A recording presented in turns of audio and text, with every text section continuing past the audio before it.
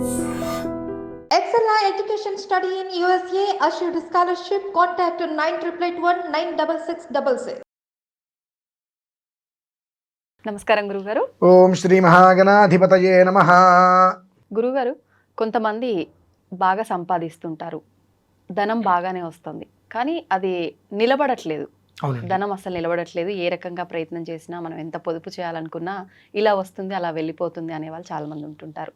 అయితే ఇటువంటి వారికి మరికొంతమంది ఈ రకమైన పరిహారం చేసుకుంటే బాగుంటుంది, ఇంట్లో ఈ మొక్క పెంచుకుంటే బాగుంటుంది, ఈ ఉద్దేశంగా తీసుకుంటే ఇంట్లో మనీ ప్లాంట్ ఉంటే డబ్బు కొద ఉండదు, వచ్చిన డబ్బు నిలుస్తుంది, ఇట్లాంటి అన్ని రెమెడీస్ అని చెప్తూ ఉంటారు గురుగారు. అవన్నీ నమ్మొచ్చు అంటారా? నిజంగా ఆ మొక్కలకి డబ్బుకి సంబంధం ఉందంటారా గురుగారు? నేను ఇది చెప్పే ముందు ఒక 40 సంవత్సరాలు వెనక్కి వెళ్దాం. ఓకే గురు. అంటే నేను పుట్టే సమయానికి వెళ్దాం. మన పూర్వంలో ప్రతి ఇంట్లోనూ కూడా ఒక మొక్క ఉండేది. పెరట్లో ఏ మొక్క ఉండేది? ఒకటి వేప చెట్టు, తులసి చెట్టు, ప్రధానంగా ప్రతి ఇంట్లో, అంటే ఇంటి ముందనలా ఇంట్లో పెరట్లో తులసి మొక్క ఉంటుంది, ప్రతి ఇంట్లోనూ ఉండేది. అప్పట్లో ప్రతి ఇంటికి 7-8 మంది సంతానం ఉండేవారు. ఓకే. ఒక మనిషి సంపాదిస్తే అందరు కడుపు నిండా భోజనం చేసేవారు. కష్టం అనేటువంటిది ఉండేటువంటిది కాదు. ఎప్పుడు ఏ పండగ వచ్చినా సంతోషంగా ఉండేటువంటి వారు. గత 30 సంవత్సరాల నుంచి తీసుకుందాం, అది ఒక్కొక్కటి తగ్గుకుంటూ వస్తుంది. ఒక 15 సంవత్సరాల నుంచి తీసుకుందాం, దాదాపుగా ఏ అపార్ట్మెంట్లో చూసినా ఇవాళ మనకు తులసి మొక్క కనిపిస్తుంది గురుగారు. అయితే మనము ప్రతినిత్యము కూడా తులసి అనేటువంటి మొక్కని ఇంట్లో ఉంచుకొని ఉదయము సాయంత్రము ఓ గుప్పె నీళ్లు చల్లవలసింది, దాన్ని వదిలేసేసి కొత్త మొక్కలు వెంట పడుతున్నాం. దీనికి మీరన్నట్టుగానే ఈ మధ్యకాలంలో మనీ ప్లాంట్ కూడా దిక్కులు సజెస్ట్ చేసే వాళ్ళు కూడా తయారయ్యారు. అవును గురుగారు. అసలు దిక్కులు దేనికి సజెస్ట్ చేయాలి, ఆ దిక్కు అనేటువంటిది ఏ దిక్కుకు ఎవరు అధిపతి, ఏ దిక్కుకు ఏది ఉండాలి అనేటువంటి విషయం కనీసం మాత్రం కూడా మరి అవగాహన ఉందో లేదో నాకైతే తెలియదు. కానివ్వండి, మనీ ప్లాంట్ కూడా ఈ దిక్కున ఉంచండి అనేటువంటి వాళ్ళు ఎక్కువగా తయారైపోయారు. నేనేమంటున్నాను, 40 సంవత్సరాల క్రితం మనీ ప్లాంట్ లేదుగా. లేదు. మరి 40 సంవత్సరాల క్రితం మనీ ప్లాంట్ లేదు అని అంటే అప్పుడు ఎవరు కూడా తినడానికి తిండి లేని వాళ్ళు అవ్వాలిగా, ఇల్లు లేని వాళ్ళు అవ్వాలిగా. మరి వాళ్ళు అటువంటి పరిస్థితి వాళ్ళకి ఎవరికి లేదు కదమ్మా. అందరూ క్షేమంగానే ఉన్నారు దాదాపుగా ఉన్న దాంట్లో. మరి ఇవాళ ఇద్దరు దంపతులు ఉంటే ఇద్దరు సంపాదిస్తున్నారు. నెలకి జరొక 50,000, నెలకు జరొక 70,000, ఎంతో ఇద్దరు సంపాదిస్తున్నారు. కానీ 1వ తారీఖు వస్తే గిజగిజలు ఆడుతున్నారు. ఈఎంఐను అదనో ఇదనో ఏదో ఒక దానికోసం చెప్పి గిజగిజలు ఆడుతున్నారు. 10వ తారీఖు వరకు నానా ఇబ్బందులు పడుతున్నారు. 10వ తారీఖు తర్వాత మళ్ళీ నెలాఖరి వరకు కూడా బ్రతుకు జీవుడా అంటూ జీవిస్తున్నారు. ఎందుకని? అప్పటికిప్పటికి ఏం మారిందమ్మా? రోజులైతే మారలేదుగా. అప్పుడు రోజుకి నాకు తెలిసి 24 గంటలే ఉన్నాయి, మరి ఇప్పుడు రోజుకి 24 గంటలే ఉన్నాయి. అప్పుడు మరి ఆదివారం నుంచి ఆదివారం వరకే వారం, ఇప్పుడు అదే ఉంది. 1వ తారీఖు నుంచి 30వ తారీఖు వరకు నెల, ఇప్పుడు అలానే ఉంది. 15 రోజులకి పౌర్ణమి, 15 రోజులకి అమావాస్య, అవి ఏవి కూడా ఇవాళ వరకు మారలేదు. కానీ గురుగారు, టెక్నాలజీ మారిపోయింది కదా. మనం మార్చాం కదండి. టెక్నాలజీ మారింది కానీ కాలం మారలేదు కదండి. టెక్నాలజీ కూడా అది ఎవరికి ఉపయోగపడుతుంది? ఉన్నవాడికి ఇంకాస్త ఉన్న స్థితికి తీసుకెళ్తుంది, లేని వాడిని మాత్రం తొక్కేస్తుంది కిందకి. ఎందువలన? మీ దగ్గర ఒక వస్తువు ఉంది, నా దగ్గర ఆ వస్తువు లేదు, నాకు అది కావాలి. ఆ కావాలని ఉద్దేశంతో నేనేం చేస్తున్నాను, నా దగ్గర 10,000 ఉన్నాయి, 90,000 అప్పు చేస్తున్నా. అప్పు చేసి ఆ వస్తువు నేను కొంటున్నా. మనం దాదాపుగా ఎవరి చేతిలో మొబైల్ చూసినా ₹1,00,000, ₹1,50,000 ఫోన్లు చూస్తున్నాం. ఎంత పెట్టుకున్నా ఆ రూపాయి, ₹10 లేకపోతే అది అవుట్ గోయింగ్ వెళ్తుంది కదండి. పోనీ ఎంత పెట్టుకున్నా ఛార్జింగ్ లేకపోతే పనిచేయదు. అటువంటి దానికి 10,000 పెట్టుకున్న ఫోనే. కానీ నీ దగ్గర ఉంది, నా దగ్గర లేకపోతే నన్ను గొప్పగా చూడరు అనేటువంటి ఆలోచనతో నా దగ్గర ఒక 60,000, 70,000 ఉంటే నేను 30,000 అప్పు చేయటం వేరు. నా దగ్గర 10,000 పెట్టుకొని 90,000 నేను అప్పు చేసి ఆ 90,000 రూపాయలకి నేను 390,000 ఈఎంఐ కడుతున్నా. కానీ నేను సంపాదించింది ఏముందండి? పోనీ నీ ఫోన్ కొనుక్కోవడం వల్ల నాకు ఏదైనా లాభం ఉందా? ఒక 5 నెలలు 6 నెలలు వాడా, అప్డేట్ వెర్షన్ మీరు కొన్నారు, వెంటనే నా అప్డేట్ వెర్షన్ కొన్నారంటే వాళ్ళు బాగా సంపాదిస్తారు, అంటే నాకు సంపాదన లేదనే కనుకుంటారు.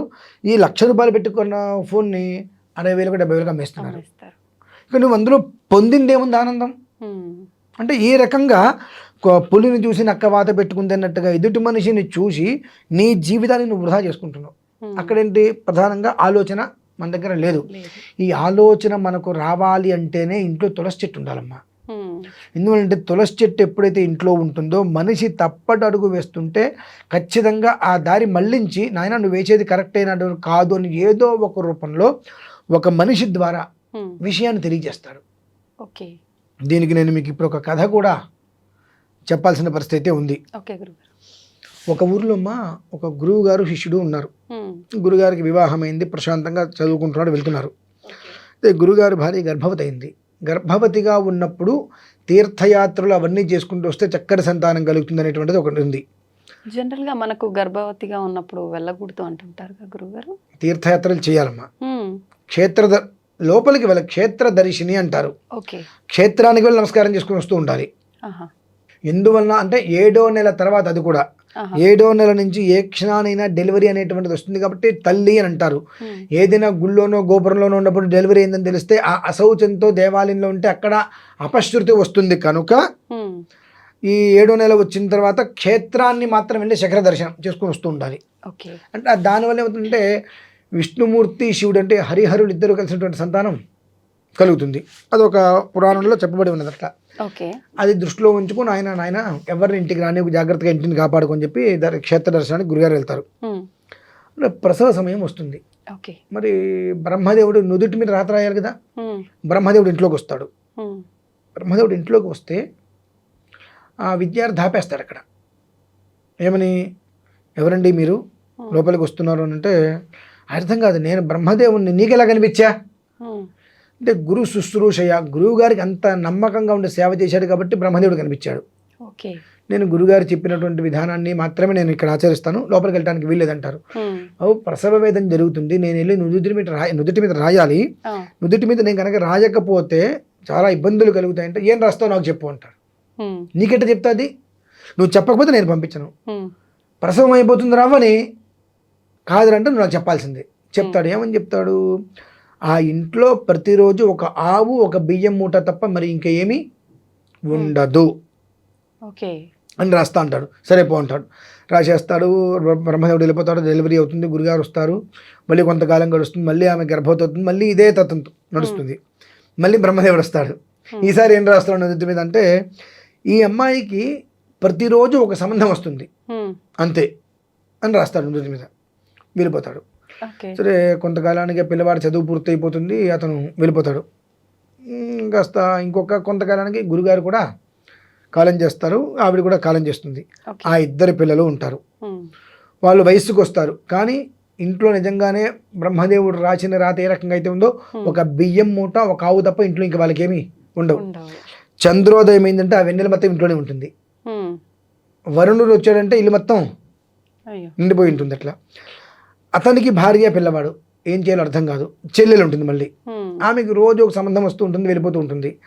ఇటువంటి పరిస్థితులలో ఆ పిల్లవాడు చదువుకున్నాడు కదా, నా గురుగారి కుటుంబం ఎలా ఉంది అనేటువంటి విషయం నేను చూసి వస్తాను అని చెప్పి బయలుదేరి ఊరు వస్తాడు. ఇంటికి వచ్చేటికి వీళ్ళందరూ చూసి, ఏంట్రా ఇది, ఏం చేయమంటావు అన్నయ్య, ఇలా ఉంది వాతావరణం అంటే, నేను చెప్పింది చేస్తా అంటారు. వెంటనే ఇంట్లో ఒక తులసి మొక్క పెట్టించేస్తారు. అంటే ఆ తులసి మొక్క చనిపోతూ ఉంటుంది.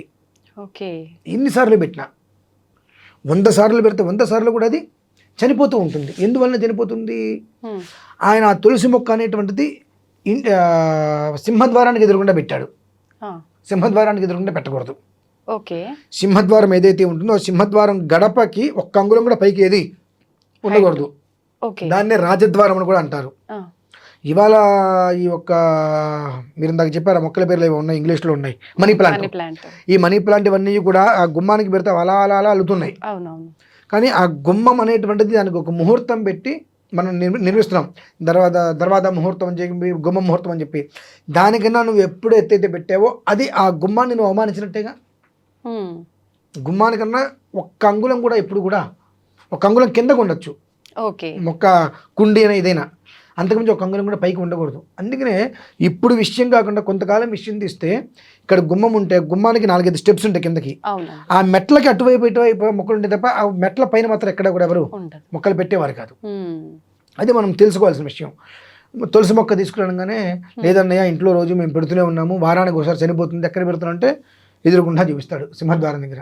తప్పు నాన్న ఇక్కడ నువ్వు పెట్టకు అని చెప్పి తులసి మొక్క తెప్పించి పెరట్లో పెట్టిస్తాడు. ఇంట్లో ఏమేమి ఉన్నాయి, ఆవు బియ్యం ఉంది, బియ్యం ఎట్టు పెట్టు, అవునమ్మాయి అంటాడు.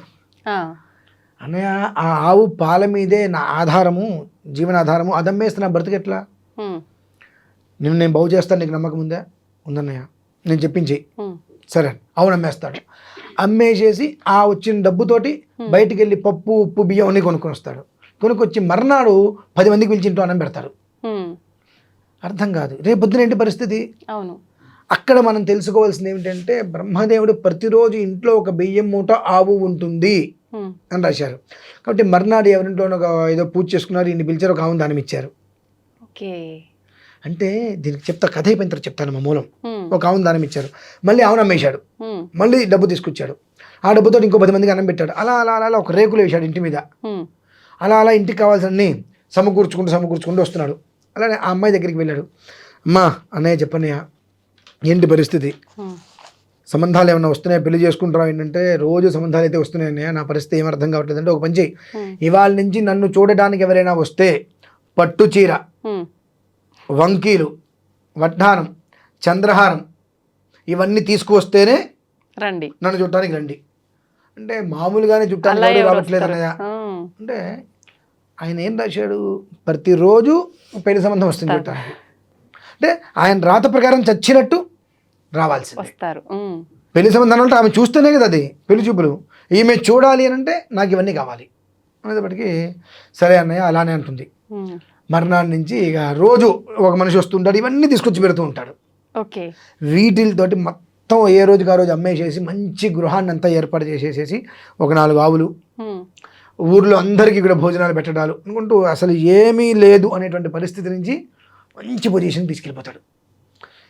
ఇది కొంతకాలం గడుస్తున్న తర్వాత నేను ఊరు వెళ్తున్నానమ్మా, ఒక 6 నెలల తర్వాత వస్తాను, అక్క మంచి వివాహం అనేది చేసుకుందాం, పప్పందం పెడుతు కానీ అని చెప్పి బయలుదేరి వెళ్ళిపోతుంటే బ్రహ్మదేవుడు ఎదురుకుండా వస్తుంటాడు. ఎలా వస్తాడు, ఓ చేతిలో ఆవు, నెత్తి మీద బియ్యం మూట, ఈ చేతిలో బంగారం మూట, బంగారము చీరలు పెట్టుకుని వస్తూ ఉంటాడు. చూసి బ్రహ్మదేవ నీకేంటయ్యా ఈ తెప్పలు అంటాడు. అనగానే అప్పుడు బ్రహ్మదేవుడు ఏమంటాడంటే, ప్రతి మనిషి జీవితానికి, ప్రతి మనిషి నుదుటి మీద నేను ఏదైతే రాస్తానో అది ఎక్కడో మరొక చోట ఇంకొక మనిషికి నేను తెలియజేస్తా. వాళ్ళకి ఆ కర్మ ప్రారంధం తొలగిపోయే సమయంలో ఆ మనిషి ఎదురవుతాడు, అకస్మాత్తుగా ఎదురవుతాడు. ఆ ఎదురైనప్పుడు ఆ మనిషి చెప్పింది కనుక నువ్వు నాకు చెప్తాడా అనకుండా కనుక అవతల వ్యక్తి కనుక ఆచరిస్తే అతని జీవితం ఇలానే ఉంటుంది, నా జీవితం ఇలా తయారవుతుంది. రాసింది నేనే కదా మరి. ప్రతిరోజు బియ్యం ఉంటుంది, ప్రతిరోజు ఆవు ఉంటుంది, ప్రతిరోజు పెళ్లి చూపులకు వస్తారు. మరి పెళ్లి చూపులకు రావాలంటే ఆమె పెట్టిన కండిషన్ ఏంటి, తీసుకొని రావాలి, నాకు ఇవన్నీ కావాలి కాబట్టి ఇవన్నీ తీసుకెళ్తున్నాను ఆయన అంటే, మరి దాన్ని కొంచెం సరిచే అంటారు. ఇకపై అంతా శుభం రాసేస్తాడు అక్కడ.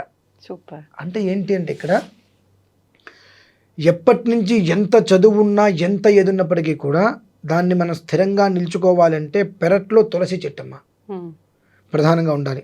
దానికి అన్ని నీళ్ళు, ఒక గ్లాసు నీళ్ళు పోస్తే 6 రోజులు ఆ నీళ్ళు తాగుతుంది అది. కాకపోతే ఉదయము సాయంత్రం స్నానం చేయగానే ఒక చుక్క నీళ్ళు ఆకుల మీద చల్లాలి. ఉదయము సాయంత్రం ఆకులకు దాహం వేస్తుంది, చాలా గొప్ప విషయం అది. తులసి చెట్టు ఆకులు నీళ్ళు తాగుతుంది అది. అంటే మనం కింద పోసిన వేళ్ళు తీసుకోవటం వేరు, తులసి ఆకుల మీద నీళ్ళు చల్లండి, వెంటనే ఇట్లా విచ్చుకుంటాయి.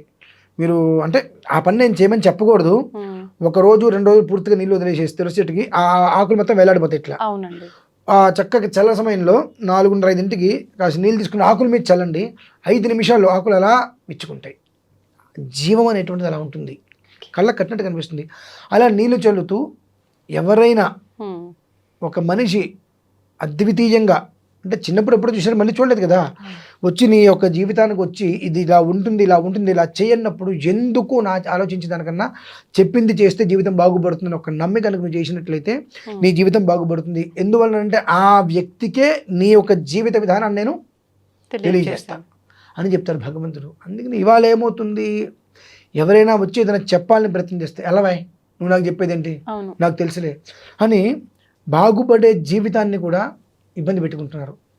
అపార్ట్మెంట్లో తులసి మొక్క ఇంట్లో పెట్టుకోండి, అపార్ట్మెంట్లో ఎట్లా పెట్టుకుంటారు గురువు గారు? ఇప్పుడు వంటింటో మనకు ఇది ఇస్తారు బాల్కనీ, ఆ, ఆ బాల్కనీ మీద ఐరన్ వేసుకొని ఎన్నో మొక్కలు పెట్టుకుంటున్నారుగా, ఉమ్, చాలా చోట్ల చూసా. అవును. బాల్కనీలో ఎన్నో మొక్కలు పెట్టుకుంటారు. ఆ 10 మొక్కల్లో ఒక మొక్క తులసి మొక్క పెట్టచ్చు కదా. ఓకే. 10 మొక్కల్లో ఇంట్లో ఇంత గాజు గ్లాసులో నీళ్లు పోసి మనీ ప్లాంట్ పెట్టి షోకేస్లో భద్రంగా పెడుతున్నారుగా. అంత భద్రంగా మీరు పెట్టరు తులసి చెట్టు. ఎందుకంటే మట్టి ఉంటుంది, నాశనం అవుతుంది అని, మొత్తం పాడైపోతుంది అని. పెరట్లో అంటే వంటింటి వైపు బాల్కనీ ఇచ్చాడు. ఆ బాల్కనీ ఇచ్చిన దాంట్లోనే మీరు ఏదో సర్దుకుంటున్నారు, ఏవో పెట్టుకుంటున్నారు. ఆ పెట్టుకునే దాంట్లో ఒక పక్కన తులసి చెట్టు పెట్టండి, ఒక చుక్క నీళ్ళు చల్లండి రోజు, అది కాపాడుతుంది మిమ్మల్ని. అంతేగాని నేను మనీ ప్లాంట్ పెట్టుకుంటాను అంటే, ఏ ప్లాంట్లు పెట్టుకున్నప్పటికీ కూడా స్థిరంగా మన దగ్గర సంపద నిలబడాలి అంటే తులసి చెట్టేనమ్మా. తులసి చెట్టు కాకుండా నేను ఇంకా 100 రకాల వ్యాపారాలు చేస్తా. ఈ మధ్య కొత్తగా కూడా వింటున్నా. ఆయన ఎవరో లాఫింగ్ బుద్ధ, ఆయన టీవీ మీద పెట్టుకోవాలి, ఇంట్లోంచి బయటికి వెళ్ళా, ఇంట్లోంచి బయట లోపల నుంచి వచ్చిన ఆయన బొడ్లో వేలు పెడితే ఆయన సంతోషపడతాడు, మనకు బోల్డ్ సిరి సంపదలు కురిపిస్తాడని చెప్పి. అదేమంటే ఆయన చైనా గణేష్ ఇది అంటుంటారు. మనదే మనకు లేదు, మన దగ్గర ఉన్నదాన్నే మనం సవ్యంగా చూసుకోలేకపోతాం. ఈ చైనా రష్యాలు మనకి ఎందుకండి? ఇంకా ఉన్నదాన్ని జాగ్రత్తగా కాపాడుకోగలిగితే భగవంతుడు ఆ కాపాడుకునేటువంటి దానికి రక్షణగా ఉంటాడు. ఓకే. ఉన్నదాన్ని పక్కన వేసుకొని నాకు ఎక్కడితో కావాలి అని అంటే మొత్తం అన్నీ ఊడ్చుకుపోతాయి అవి. ఎందుకు అవన్నీ? కాబట్టి మీరు అడిగినటువంటి దానికి మనిషి జీవితంలో ప్రశాంతంగా ఉండాలి, సంపాదించేటువంటి స్థిరంగా ఉండాలి అంటే ఎక్కడో ఏదో వెళ్ళేదో చేయకర్లా. ఇంట్లో తులసి చెట్టు ఉండి దానికి ఖచ్చితంగా ఉదయం సాయంత్రం ఒక చుక్క నీళ్లు దాన్ని ఆకుల మీద చల్లుతూ ఉన్నట్లయితే ఖచ్చితంగా ఆ తులసి చెట్టు ఏ రకంగా అయితే వృద్ధి చెందుతూ కనిపిస్తుంటుందో మనకు అలానే వృద్ధి చెందుతుంది. మరి తులసి చెట్టు చనిపోతే ఎట్లా అండి? ఎప్పుడు చనిపోతుంది అది? మామూలుగా స్త్రీలకి ఒక రకమైన ఇబ్బంది ఉంటుంది ప్రతి నెల. మన వాళ్ళకి ఏంటంటే ఏదన్నా ఒక విషయం చెబితే ముందు వెనక ఆలోచించకుండా చేసేస్తారు. ప్రతి ఒక 40 రోజులు రోజు నీళ్ళు చల్లండి అంటే ఈ దూరంగా ఉన్న టైంలో కూడా చల్లేస్తారు. 40 రోజుల్లో చల్లమన్నారు, మరి చల్లకపోతే ఏమవుతుందో అని భయం. భయం అండి. ఇప్పుడు అలా ఎందుకు అవుతుంది అంటే స్నానాలు చేసి వచ్చేస్తున్నారుగా, ఇబ్బంది కాగానే తలనిండా స్నానం చేస్తున్నారు, ఇంట్లోకి వచ్చేస్తున్నారు.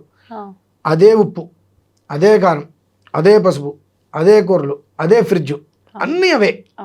అన్నీ అవైనప్పుడు మళ్ళీ 4వ రోజు స్నానం చేసి లోపలికి వచ్చేస్తున్నారు. మళ్ళీ అదే బీరువాల బట్టలు, మళ్ళీ అదే ఉప్పు, అదే కారం, అన్నీ అవే కదండి. ఇక అందులో అది ఒక దూరంగా ఉన్నప్పుడు దాని యొక్క విశిష్టత ఇలా ఉంటుంది. కాబట్టి మనం ఇట్లా ఉండాలి అంటే మొత్తం కలిసిపోయినట్టుంది కదా. ఇలా ఉన్నటువంటి పరిస్థితుల్లో మీరు నీళ్ళు చల్లితే అది ఎలా పనిచేస్తుంది?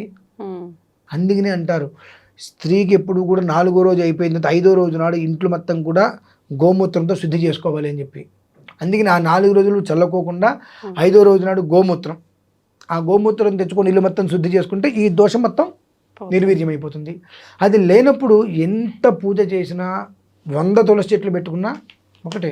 చిన్న చిన్నవి ఇవి మనం పక్కన పెట్టేసేసి ఎక్కడికో వెళ్ళి ఏదో చేస్తామంటాం మనం.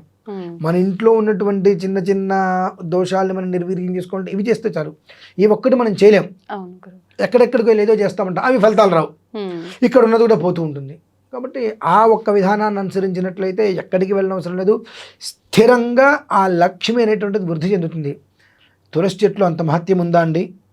ఇంకొక డౌట్లు వస్తాయి. అవునండి. శ్రీకృష్ణ తులాభారం చూశాంగా, అవును, అదొక్కటి చాలు కదండి. శ్రీకృష్ణ తులాభారం మనం చూసాం. మరి అన్ని సంపదలు పెట్టినా ఆయన అలానే ఉన్నటువంటి వ్యక్తి ఆ తులసి దళం పెట్టగానే నేను ఇక్కడ ఒక్కసారిగా డోనిపెట్టాను. అది మరి అంటే ఆ భక్తికి ప్రేమకి భగవంతుడు ఎప్పుడూ కూడా సో హం అంటాడు. కాకపోతే మనం భగవంతుడి దగ్గర భక్తి ప్రేమ చూపించాలంటే ఏదో తెలియని ఒక ఈగో వచ్చేస్తుంది మనకు. దేవుణ్ణి అడిగేది ఏంటి మనం అంటే మన భాష దగ్గరికి వెళ్ళి అప్పడుదాం, అయ్యా దేహని అప్పడుదాం, నాకు 5,000 ఇవ్వండి, 10,000 ఇవ్వండి, రేపిస్తా ఎల్లుండి ఇస్తా అని చెప్పి మన వేరే వాళ్ళ దగ్గరికి వెళ్ళి అడుగుదాం. వాడు ఇవ్వకపోయినా సరే మన ఆత్మాభిమానం చంపుకోలేని మనం అడుగుదాం. కానీ భగవంతుని మాత్రం మనం అడగద్దు. అటువంటి పరిస్థితికి వచ్చేసాం మనం. అంటే ఆయన అడిగితే మనకి ఇవ్వడం అనే ఫీలింగ్లో ఉంటాం. ఒక్కసారి నువ్వు దయార్ద్రంగా ఆయన మీద భక్తి ప్రేమతో అడిగి చూస్తే కదా ఆయన ఇచ్చాడు ఎవరో తెలియంది. మనకి ఇంతటి జీవితాన్ని ఇచ్చిన వాడు నీకు ఆ ఒక్క కోరిక తీర్చడా? కానీ ఏమవుతుంది మనకు, ఇదంతా నా కష్టార్జితం, నా సంపాదన, ఇక్కడ ఎక్కడా కూడా భగవంతుడు లేడు అనేటువంటి దృష్టిలో మనం ఉన్నాం. కాబట్టి నువ్వు లేడు అనుకున్నప్పుడు నేను ఎందుకు ఉన్నాను, నీకు ఎందుకు ప్రదర్శన చేయాలి, నేను లేనట్టుగానే ఉంటా అంటాడు ఆయన కూడా. కాబట్టి ఏంటంటే చేసేటువంటిది ఆ ఒక్క ఉదయం సాయంత్రం ఆ 2 చుక్కలు కూడా భక్తిగా చెల్లగలిగితే ఖచ్చితంగా హాస్పిటల్ వంక ఆ ఇల్లు చూడదండి. హాస్పిటల్ వంక ఆ ఇల్లు చూడలేదు అని అంటే అంతకు మించిన ఐశ్వర్యవంతుడు భూమి మీద ఉంటాడు అవును, నాకు తెలిసి. అది మా విషయం. చాలా మంచి విషయాలు తెలియజేశారు గురుగారు. Thank you.